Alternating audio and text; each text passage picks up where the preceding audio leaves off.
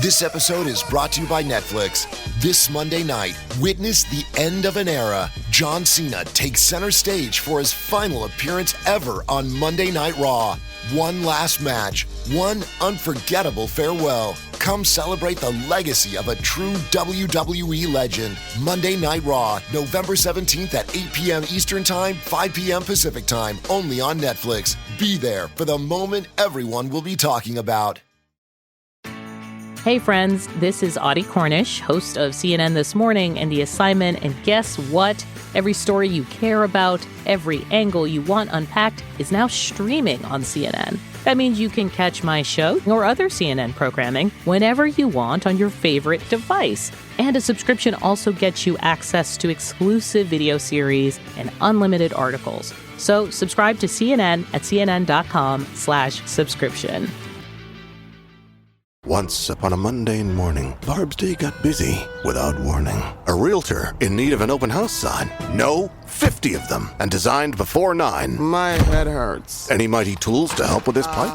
Aha! Barb made her move. She opened Canva and got in the groove. Bulk creating Canva sheets. Create 50 signs fit for suburban streets. Done in a click, all complete. Sweet! Now, imagine what your dreams can become when you put imagination to work at canva.com.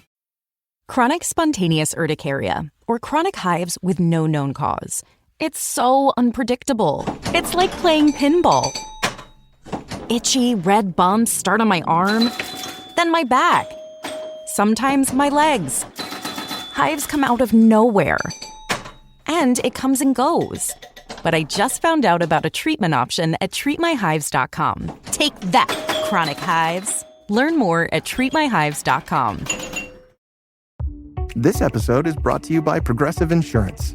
Fiscally responsible, financial geniuses, monetary magicians. These are things people say about drivers who switch their car insurance to Progressive and save hundreds. Visit Progressive.com to see if you could save. Progressive Casualty Insurance Company and Affiliates. Potential savings will vary, not available in all states or situations.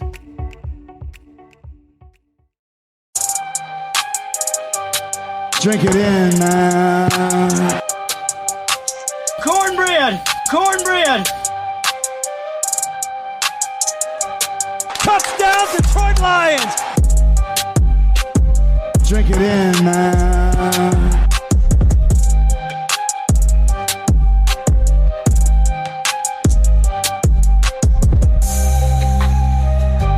Cornbread! Cornbread! Touchdown, Detroit Lions! Drink it in, man.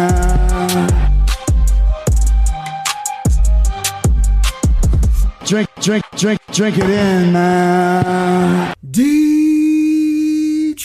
Koolaid. Detroit Koolaid drinkers. What is going on, everybody?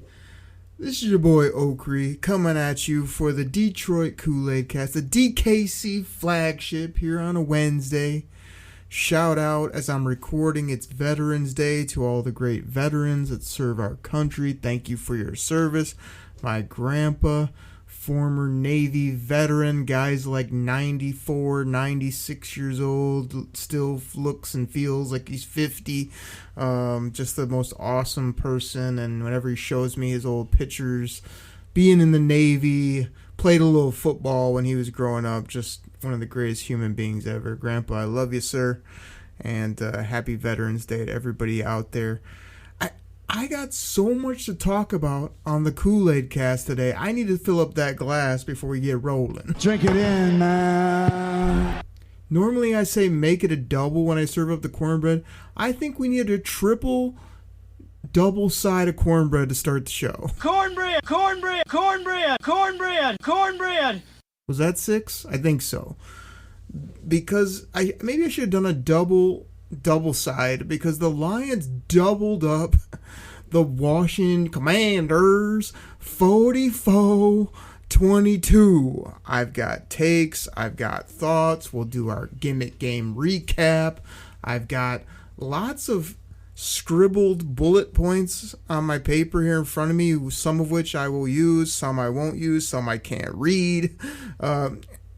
it's going to be a lot today. I think I'm going to kind of go rapid fire and maybe be all over the place. But with that being said, I could literally write one or two things down on a Post-it note and still give you 45 minutes plus of that Detroit Koolaid. You know what it is here on the show. Appreciate everybody listening. I'm going solo. At Chops in the D is traveling, coaching hockey, playing hockey, watching hockey. I don't know what he's doing, but I know he's off multiple times. I'm trying to hold it down. The other thing I wanted to say off the top is we've been trying to give you guys the Monday Kool-Aid packet, the Wednesday flagship, the Friday Kool-Aid packet, the Monday Kool-Aid, the Wednesday, the Friday. Like, even though it's in season, where normally you'd be like, man, this is the time to talk about those lines. Like, I think we've reached the point with Chops' schedule, everything that I have going on, which is like, on a good week when we can make it happen, 3 shows for the people. But you guys have noticed we've missed a few shows. There's been times we can't do shows. I love to be ultra consistent, both here and in my life in general, but I feel like it's the point where when we can, we're going to get you 3. Some weeks we'll get you 2. Some weeks it just might be the flagship show. It really depends what's going on. And we will do our best, as we always do, because we appreciate the listeners. We got all the sponsors. If I could, I would just do 5 to 7 Lions shows a week and tweet about the Lions and talk sports. But you guys know, life is crazy. I'm not going to get into it, but blessed, thankful, grateful, and excited to talk about the team here. So let's get rolling. Let's do this gimmick review, focusing on the scoring plays. Like I said, we doubled up this football team, and we got started early on our first drive, I believe. Went right down the field, 5 minutes, 10 plays, 78 yards. And was this sweet or not? A little option route, which, if you've been listening to this show for any amount of time, you've always heard me say, throw the ball to Jameer Gibbs. Get him out in space, run him on arrow routes, option routes, seam routes, deep routes, out routes, any route against a linebacker, a slot corner, an outside corner, anybody is an absolute mismatch. Gave him the old whoopsie fake, cut to the middle, wide open, caught the ball. And then does the guy just glide or what? Like, he runs at top speed with silky smooth, just a glide to his stride. You know what I'm saying? Like, it's probably because he's a multi-dimensional, positionless. Wait for it. It's too early for a commercial break here. Wait for it. Elite weapon. Like, that was totally evident on this play. 7-0 Detroit. Oh, but Gray Washington comes right back and goes down the field, gets a 44-yard field. Don't care. 7-3. Commanders versus Detroit versus everybody. Lions come back down. We're still in the first quarter. A little 9-yard pass to Amon-Ra. Very majestic, you know. I mean, others have sung his name before on the show. Amon-Ra. The dude does everything right. He's a perfect human. I'll get to him again later. Just an awesome get to the end zone, find the end zone type touchdown. 14-3, second quarter. It's that guy again, Jameer Gibbs, with another 13-yard jaunt to the end zone, this time on a rush. I believe this is where was it Saint and Tesla, Vanilla Smooth, kind of picked him up and just tossed him into the end zone. I think this was the second touchdown where he got carried in by his teammates, a couple big offensive linemen. 22-3. I mean, this is early to mid second quarter, people. This is trending, and everybody knows at this point it's going to be an easy dub for the Lions. Like, this we kind of knew it going in, but when it's 22-3 early second quarter, you're just like, yeah, Oakley, he tried to tell me. He tried to warn me. Washington comes back at that point, kind of puts a little bit of a drive together, 75 yards, 6 minutes off the clock, 22-10. Lions drive kind of stalls out after 13 plays plus. Field goal by Jake Bates, which I know this guy's been getting like a little bit of pub here on the show. I shouldn't do this because he just randomly tweets, and a lot of times it's very irrational. But I believe Wagner texted me, we got to get a new kicker. I think it was after this game, during the game, and I was just like, what? Why? I mean, the guy's got a couple blocked. I get it. Missed one or two here or there. I don't think we need a new kicker when Jake Bates is young. He's got a booming leg. Great dude. Makes big kicks when they count. I mean, get out of here. That's a terrible take by Wagner and anybody else that goes along with that. This was a little chippy, though. Chip shot, 22-yarder. The Lions come out the locker room. Third quarter. I mean, early third. Probably one of our first drives. 5 plays, 72 yards, in under 3 minutes. And then they get a touchdown to hashtag JMO Fast. Dude was rumbling, stumbling, and they were hitting him underneath and letting the man run. And he was running right into the end zone. He was running by defenders. He was picking up yards in chunks. This is early to start in the third quarter, 32-10.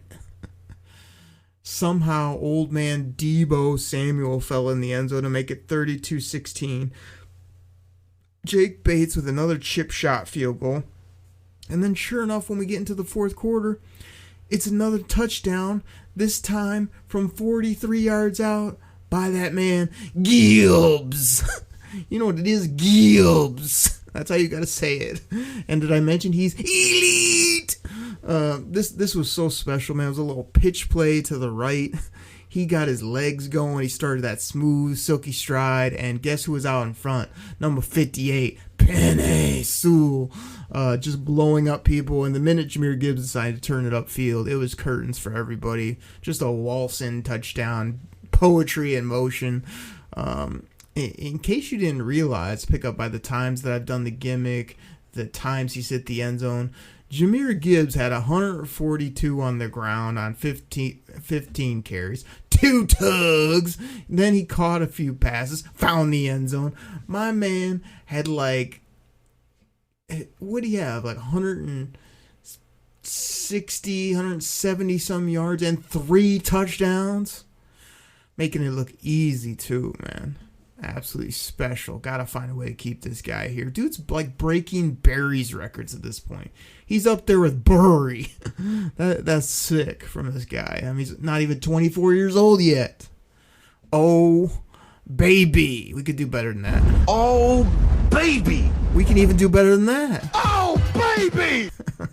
That's what I gotta say about Jahmyr Gibbs. Oh, wow. Washington, when it's 41 plus points, another 40 burger for the Lions, decides they're going to actually throw it to Ben Sinnott for the first time in their life, 41-22, and then we go down the field anyway, and we decide to take it easy on you and just hit a 48-yarder from the guy that Wagner says we need to get rid of to make it 44-22, absolute easy dub.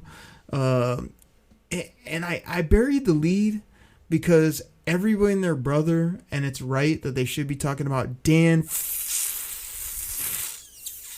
Campbell with his cheater Mother Goose glasses on and his Applebee's menu play sheet, just dialing them up. Just took over the play calling. Said, I'm tired of waiting around.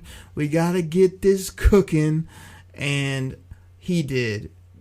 Jared Goff, hashtag Goff train, 320 yards, 3 passing touchdowns, hashtag JMO Fast, 119 receiving, found the end zone once.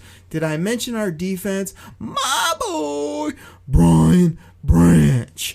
1.5 sacks, about 7 tackles. Reward Jack Campbell, 9 tackles, 4 solos all over the field.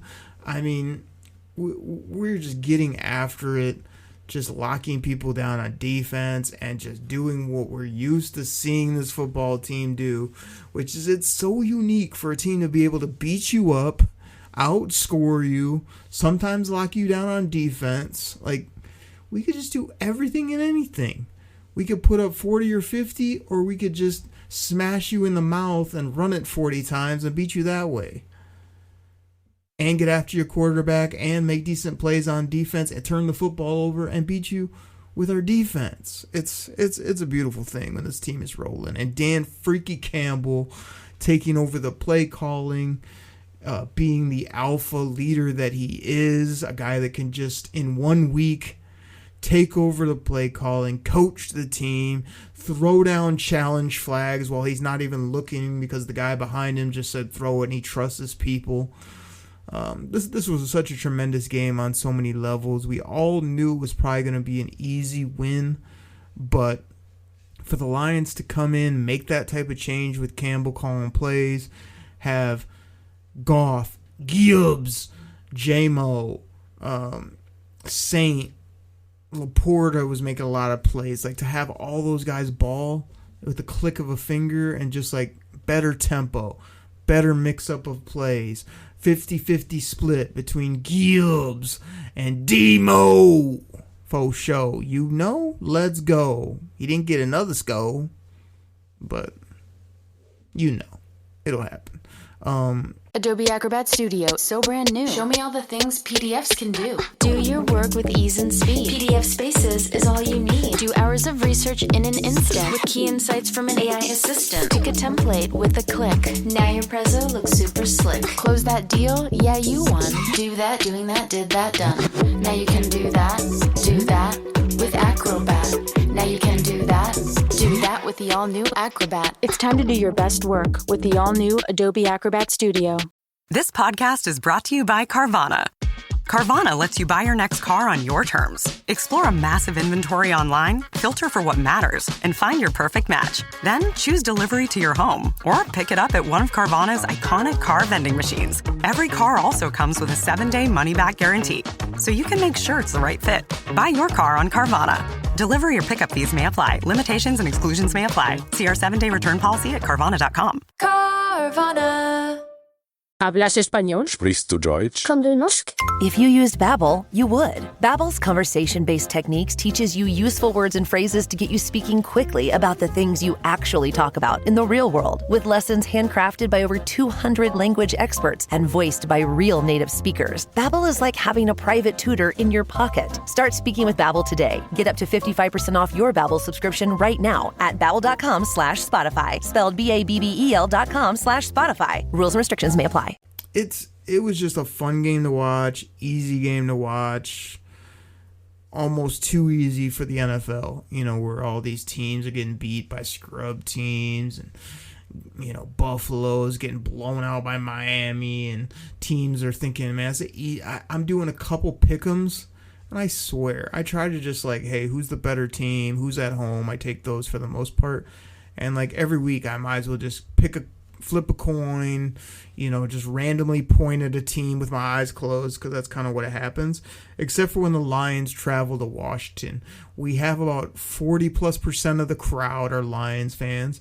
We show up from moment one. We start putting up points. We get stops on defense. We make plays. We outplay you. We outthink you. We outstrategize you. We outphysical you. And we just want it more. And we just go in there and clobber you. Double you up, and that was taking it easy towards the end of this football game. It was like early third quarter, and this one was on ice easily. So, love what they did. I mean, you know, having all the playmakers just show up was a beautiful thing. But if this team gets a little bit healthier on defense, and I'm talking like Kerbo, Pascal, maybe get Marcus Fattenbort back, you know, a couple other players here and there, some of our corners, DJ Reed, that's my DJ, If Terrion Arnold could ever stay on the field for more than a handful of plays, dude's got a shoulder, concussion, ankle, hamstring. I don't even see him, too, as that type of guy. I see him as a hardworking, great human being who would just, fight through anything. And instead, he's somewhat showing that he's one of these NFL players that is always bothered by something, always has to come out of the game, can't stay out there. When he is out there and says he's healthy, hasn't been that good. I know he got a pick. I'm rooting for the guy. Carry on, I want you to play well. But instead, you play marginally okay, and you're always hurt. So if him and others can get healthy, I feel like this team not only could roll, but I feel like Dan Campbell, the genius that he is almost doing the reverse of last year. You ever watch the Seinfeld, where it's like they start the show at the end and end at the beginning?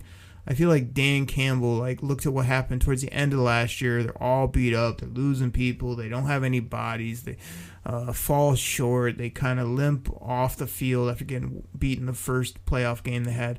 This year, he's manufacturing it where if any of you guys need to or you're hurt, you need to sit out, whatever, do it early in the season because we're going to ramp up right around Thanksgiving and after and just get everybody healthy. The offense is going to be cooking. We're going to be right, and we're just going to start steamrolling fools. And that's not going to end until the end of the regular season. We're going to have home playoff games throughout Ford Field, and we're going to just roll through the playoffs because we're going to play our best ball at the end instead of our worst ball when it matters most, which is what they did last year towards the end of the season in the playoffs when it really matters. So I think they're doing the opposite. They're also going to they're really about to sneak up on this league. I know everybody knows the Lions are good.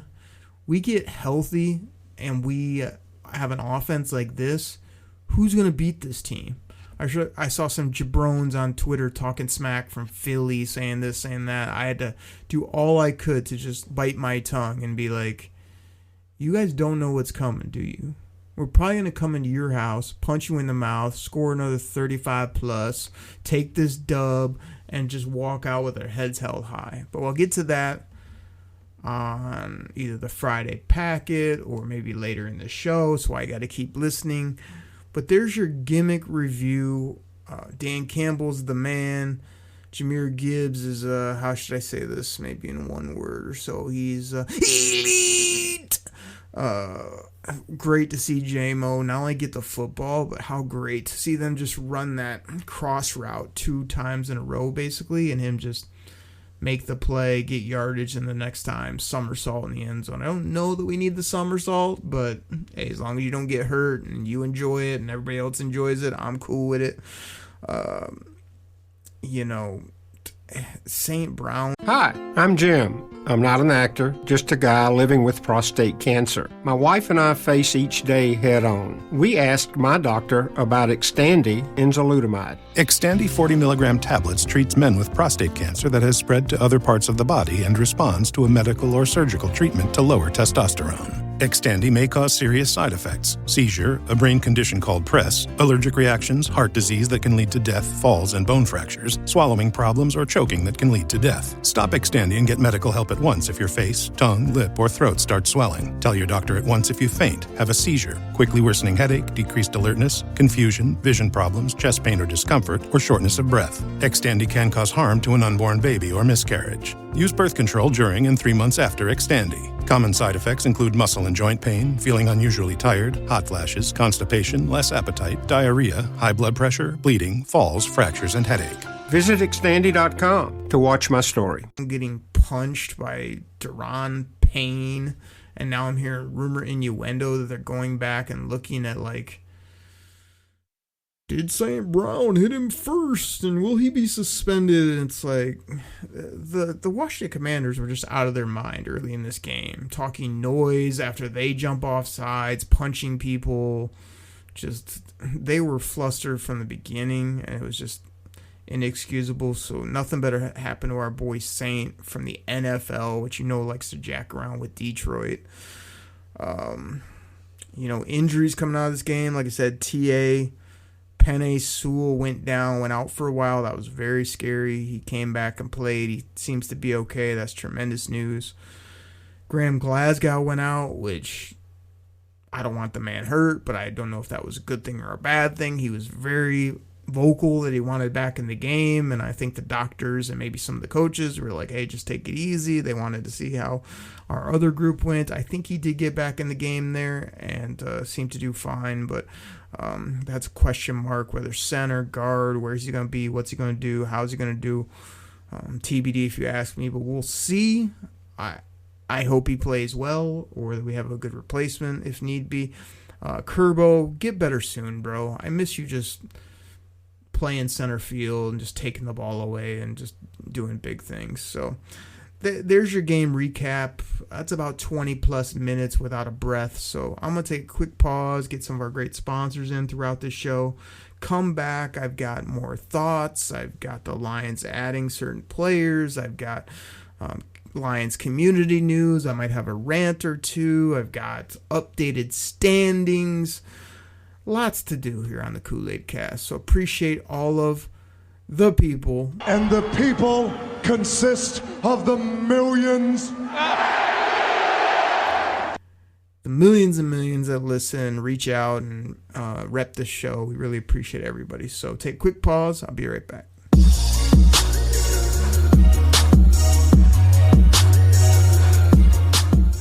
All right, everybody. This goes out to my fantasy football fans out there. Now, you probably heard about Reality Sports Online, the most powerful fantasy sports platform where owners can build and manage their fantasy team like a real NFL general manager. But the question is, have you tried it? I mean, we're talking free agency, multi-year contracts, rookie drafts, multi-team trades. You can put franchise tags on guys. It's as close as you're going to get to being an NFL GM. But do you think it sounds complicated? It's not. I'm here to tell you it's the best thing about Reality Sports Online is it's just more fun than your normal fantasy league, but it doesn't take barely any more time. After all this, are you still not sure? I mean, come on now. You can test your general manager skills by going over to Reality Sports Online, call it RSO. Please go check out realitysportsonline.com right now.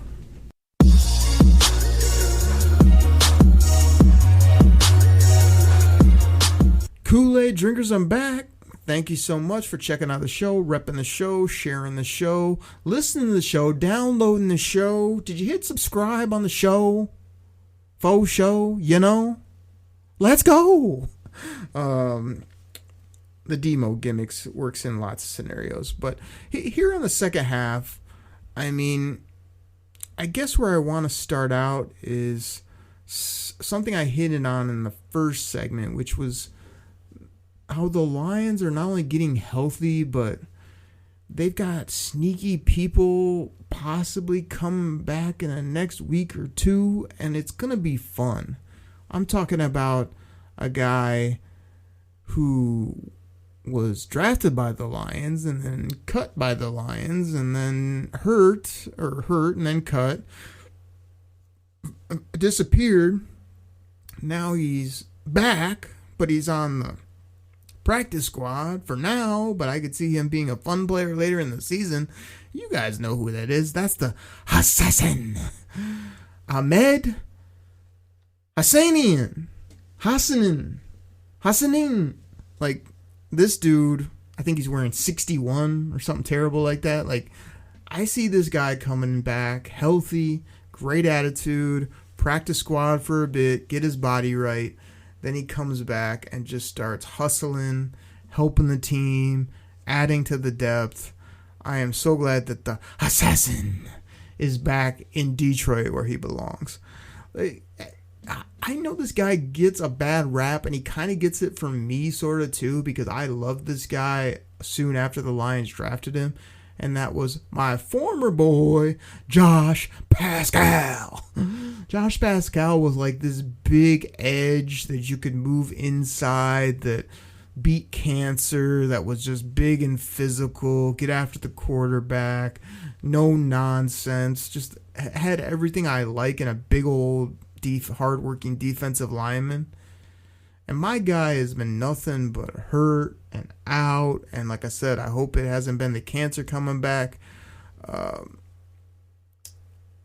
But it's just like, I don't know what's up with this guy. Maybe it's just a rash of injuries. I think Dan Campbell said it's his back now. But Dan freaking Campbell seemed to say like he's going to be out still for a bit. This is why the NFL is so weird. Dan Campbell said kind of right before the season, just out of nowhere, hey, Pascal's out. We hope to get him back by the first game. This was like the start of training camp. In case you didn't know, the first game was 10 weeks ago. He hasn't been back. We haven't heard why. We don't know what's going on. I think it was recently just like, oh yeah, he's kind of got a back injury. He won't be back still for a long time. Maybe like early December or whatever he said. Then he finishes that press conference. He goes up to his office, and I guess Brad, used to be always open for business, Holmes, was like, hey, Pascal's raring to go. He'll be practicing tomorrow. Huh? What? That was Dan Campbell's reaction and mine, because one, why is the guy out like 12 weeks? I've never had anything in my life that keeps me out like more than a day or two, a week at most, if you're like deathly sick, or you have family concerns, or you have some type of surgery that you need. Could you imagine just like telling your job, hey, I'm going to be out about 14 weeks and then like maybe I'll be good to go. We'll see, TBD. It's just crazy to me how that happened to the NFL. Don't even get me started on Joe Mixon, who just like disappeared from the face of the earth. No one heard from him. Nobody knows. He doesn't have a timetable. What's wrong with the man? I hope he's okay. You know, does the guy have terminal lung cancer, or did he lose a limb during the off season? Like, there's just no updates. These people are just out months at a time. It's crazy. The other thing I'm starting to hate again about the NFL, tell me if you're like this. That like you love the NFL, you love the Lions, you love watching games, you love fantasy football. I might get to that later, but you're just sick of watching NFL games that are just all injuries. Every freaking player hurt on every other play, out 3 weeks. I'm not sure, he's questionable, he's going on IR. It's just so annoying, and every year I think it gets worse for me, because it's just like, you get sick of playing medical doctor as well as waiting for your favorite players to ball, and instead you're more like waiting for when are they gonna fall, when are they gonna get hurt, when are they gonna be out 6 weeks. Oh, I hope they can maybe make it through the season. I mean, I know it's a physical sport, but the injuries across the NFL, the National Football League, is just absolutely insane. So anyway, back to my boy Josh Pascal. Supposedly he's back practicing, but it still don't know if he'll be playing in a few weeks. Maybe they're going to shut him down. They don't know. If you can get the Assassin and Pascal back, I'm not even talking about Davenport, who there's been rumor innuendo too that he might be back. Might not. We're not. Can't tell you. Hopeful.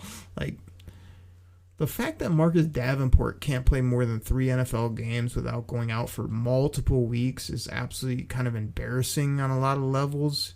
I know there's a lot of people that thinks he would just destroy me for the things I say about him, and it's like, I'd probably just pop him in his kneecap and he'd be out for 8 weeks. It's probably how that fight would go down. I mean, this guy is made out of paper mache. He's overweight. He supposedly has a big physical great pass rush. The problem is you can't see it because the guy never stays on the football field, because the minute he takes contact, his shoulder hurts, the legs are out, he's got to have work on this. So I'm not counting on that guy, but if let's say you add him, you add Pascal, you add Hassanin, like, okay, that's 3 more defenders that are rolling. We just got AKA Honeybun, AKA Twinkle AKA back. Here's another one for Wagner. He wanted me to ask the people. And the people consist of the millions. I know I played it earlier, but it's good to hit it again for all of you loyal listeners out there, you loyal diehards. Wagner wanted me to ask, has anyone seen Tyleek Williams? Because in case you guys don't remember, we took him in the first round. We had to have him. I heard every coach under the sun say how he gets after the quarterback and he's going to surprise you. He plays the great pad level. He's physical. He's better than Lee McNeil. I mean, have we seen him? Has he been out there? Our first round pick was supposed to be big, dominant, and a key piece to the defense. Played 9 snaps, I think, this game, where we're killing Washington. Dan Campbell, of course, will spin it. Oh, that's because everybody else is playing better. He's a rookie. He's just learning. He'll get better. Part of that's true. Part of that's this ultra positive coach speak, where like nothing ever scares Dan Campbell, nothing ever worries Dan Campbell, nothing ever is any bit negative. Everything's just perfectly done. Love it. Greatest thing ever. It's like Tyreek Williams needs to be better, man. I've seen a few batted passes, maybe a couple tackles on rushes, whether they be a couple yards or multiple yards down the field. I couldn't tell you one time where he got after the quarterback this season. It's week 11 now.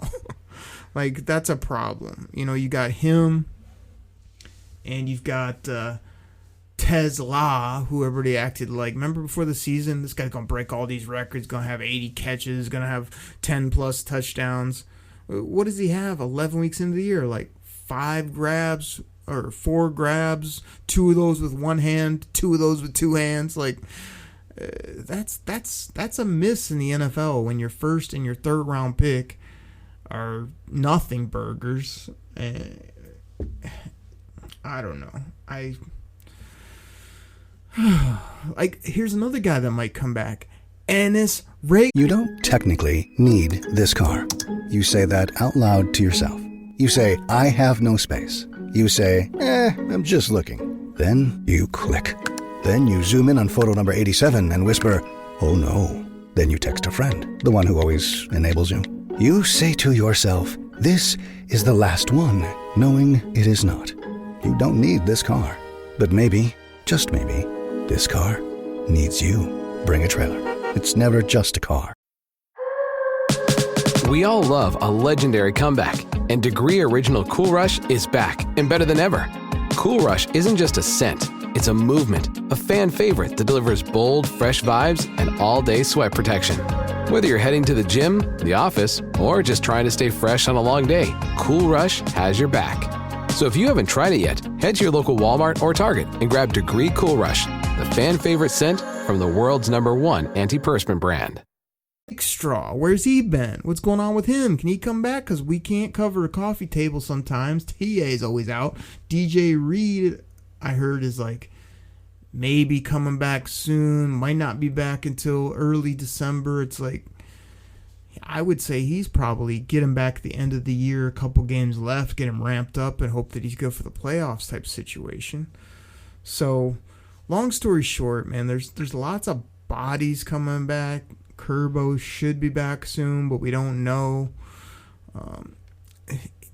I'm just envisioning getting all these guys right. This guy should be back either this week or next. Rodrigo! That was the sound drop, in case you're wondering. Here's the live version. Rodrigo! Here's the sound drop. Rodrigo! He's going to be back soon. That's another intelligent, hard-working linebacker that you can play, especially if anybody gets dinged up.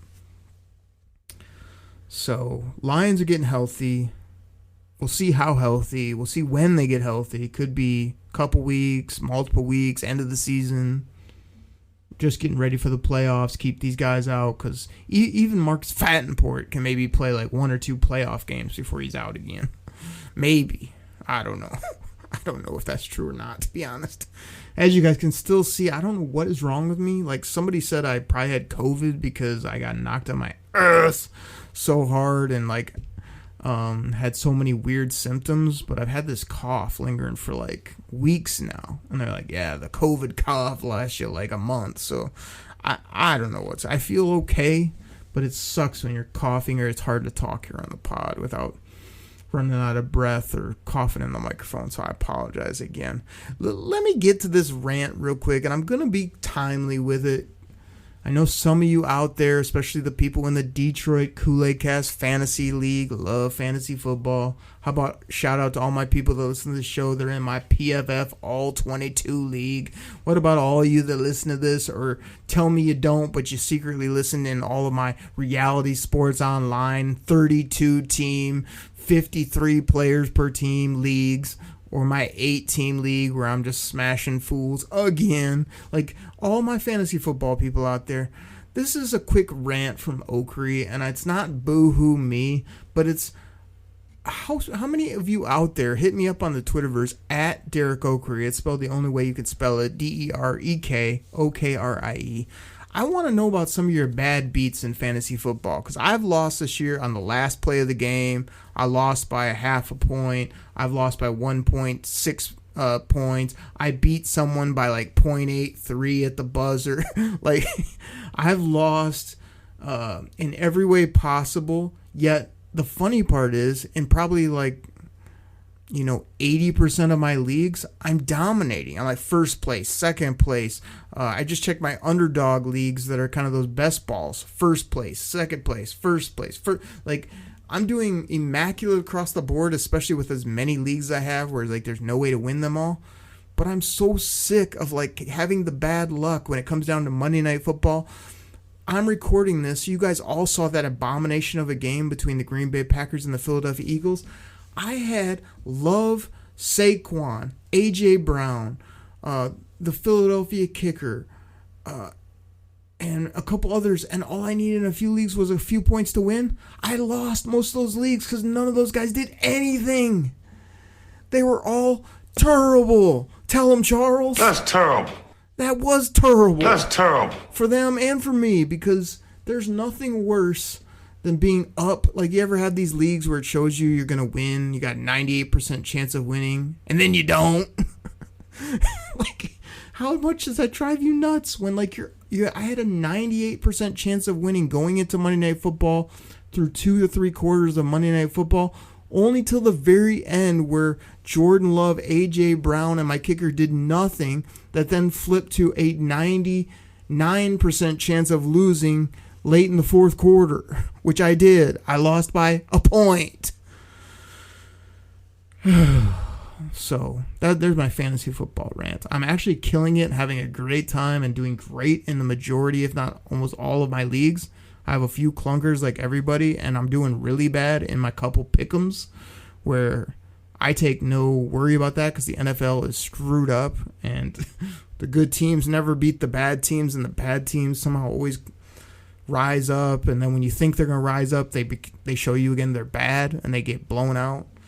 But I can't predict the NFL, but I'm doing damn good at predicting fantasy football, and the thing I can predict is that if I have a chance to win at the buzzer on Monday Night Football or late or with a play or two, I won't, because I'll get bad luck and I'll lose by 0.78 points, or I'll get a tie and then they'll do a stat correction on a Wednesday and I'll lose. All right, rant over. Did any of you guys realize that the Detroit Lions, thanks to the Eagles, who we're going to take care of this week, went into Mozzarellaville and beat the Cheddarheads? The king in the north. The king in the north. That means the Detroit Lions are the kings of the north again. We're top of the standings. I'm looking at these standings and they don't seem right. Based on that loss, Green Bay dropped to third. Detroit up there at first, which makes a lot of sense to me. But that team that's in the 2 slot, makes no sense to me. And that's Chicago. Is that a misprint? Is that a typo? That can't be right, can it? Because there's no way that Chicago is second place. Please. Yeah, exactly, Ocho Cinco. I mean, that can't be correct, because they're absolutely this. Tell them, Charles. That's terrible. It is terrible because, 1, they shouldn't be winning. 2, I actually did something I rarely do, which is early in the third quarter, I kind of put how Chicago lost, Green Bay would probably lose, the Minnesota was going to lose, and most of that, if not all that, happened. Except somehow the New York Giants decide to blow a huge lead and let the Chicago Bears, Joey Sports Guy dancing in the streets, get a dubski. And they're 6-3. They're a horrible team that we smacked. We dropped 52 on them.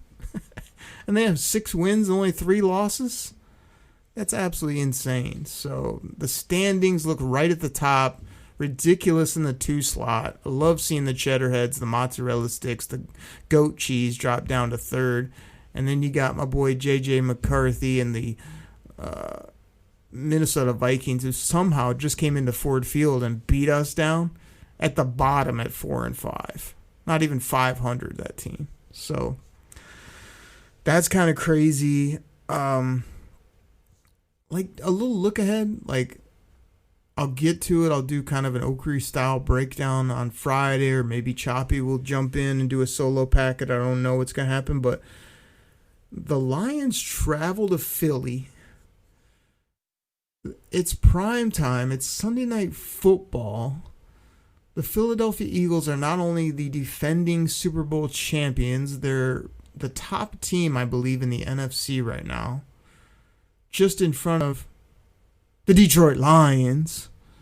And this is a big-time showdown. I mean, I don't even know what to say about the Eagles because Saquon Barkley has been just not good this year.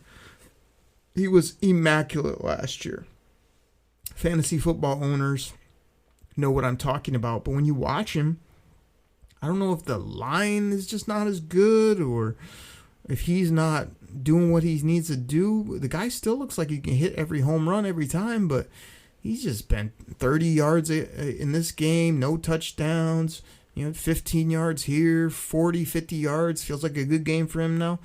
But he could obviously, as much as the Lions pride themselves on the run game, you're going to have to deal with Saquon. Don't even get me started on why Jalen Hurts never throws the ball in A.J. Brown's direction. The dude is an absolute specimen. He can catch, he can run, he's silky, he's physical, and they just use him like not at all, which makes no sense. But he could have a big game because the Lions are all beat up at corner and could do some things. Jalen Hurts is out there. He always tries to be too cool for school, but he makes a lot of plays with his feet. He does that play we shall not speak of, which will probably get them a few first downs, if not a touchdown. He makes plays when he has to, but he's not the greatest passer, in case you didn't know. He's a good playmaker and a great leader, but don't like expect him to throw for 300 and 3+ touchdowns and win you a football game. That's not what they do. So I could see this being a smash mouth game between these two teams. I think the Lions can just outscore these fools. Go in there, play top flight football, play pretty decent on defense, and walk out of there with a dub. I mean, that's the way I would attack it because their defense isn't that good, especially on the outside. If you can't run it up the middle, hit them on the outsides, hit them deep passes, hit them with crossers, and let J-Mo and Saint and some of the other receivers just catch and run. But I could see us just putting up buco points against them, and they just can't keep up because they want to run the slow offense. They want to do all these little gimmicky gadget plays. It's like, doesn't matter when you're down 14, 18 points. You do that all day. We don't care.